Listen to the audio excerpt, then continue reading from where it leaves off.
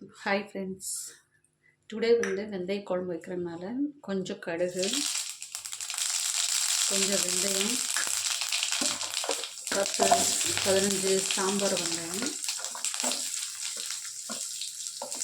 போட்டு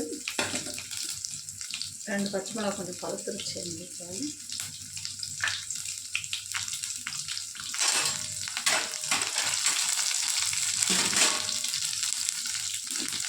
கொஞ்சம் கருவேப்பிலை, கொஞ்சம் பொன்னிறமாக வரைக்கும் லைட்டாக ஒரு எல்லோ கலரில் வந்து அந்த மாதிரி ப்ரௌனாக இருக்கிற வரைக்கும் கொஞ்சம் லைட்டாக வதக்கணும்.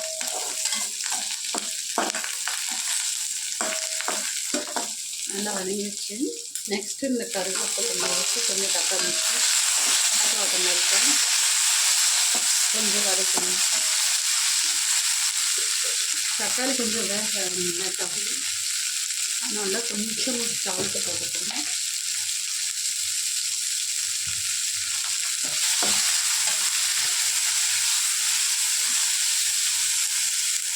தக்காளி கொஞ்சம் வதங்கட்டும். அப்படியே வச்சோம்னா வேகாது. கொஞ்சம் மூடி போட்டோம்னா சீக்கிரம் தக்காளி நல்லா வெந்துச்சு. நம்ம மிளகாத்தூள் போட்டுக்கணும். வீட்டில் அரைச்சி மிளகாத்தூள் வச்சுக்கணும்.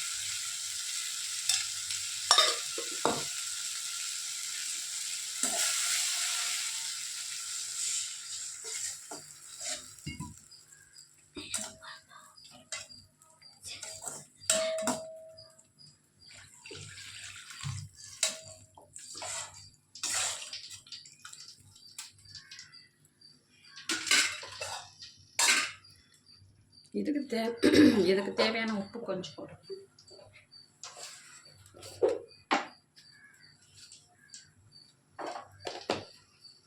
இது ஒரு கொதி வரணும். கொஞ்சம் கொதி வர வரைக்கும் நம்ம வெயிட் பண்ணணும். வெந்தய குழம்பு தொடுறதுக்கு கொஞ்சம் உளுந்த விட வச்சுருக்கோம். ஸோ உளுந்து மாவு எடுத்து ஒரு வெங்காயம் பொடிசாக கட் பண்ணியிருக்கோம். கொஞ்சம் கருவேப்பிலை, கொஞ்சம் சீரகம், மிளகு, கொஞ்சம் ஒரு பச்சை மிளகாய், கொஞ்சம் மாவு அரைச்சி வச்சுருக்கோம். இதோட மிக்ஸ் பண்ணிக்கணும். ஆல்ரெடி கொஞ்சம் உப்பு போட்டிருக்கோம். ஸோ இதில் ஒன்றா தட்டி மிக்ஸ் பண்ணிருக்கோம்.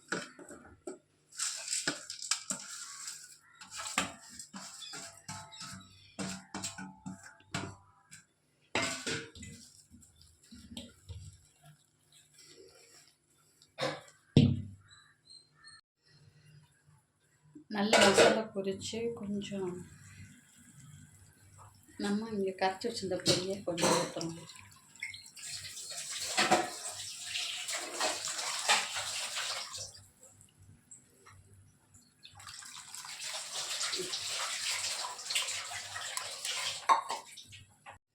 புளி நல்லா பொரித்து ஸ்லோ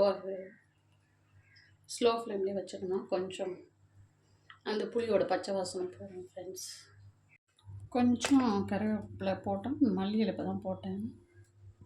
உளுந்த வடை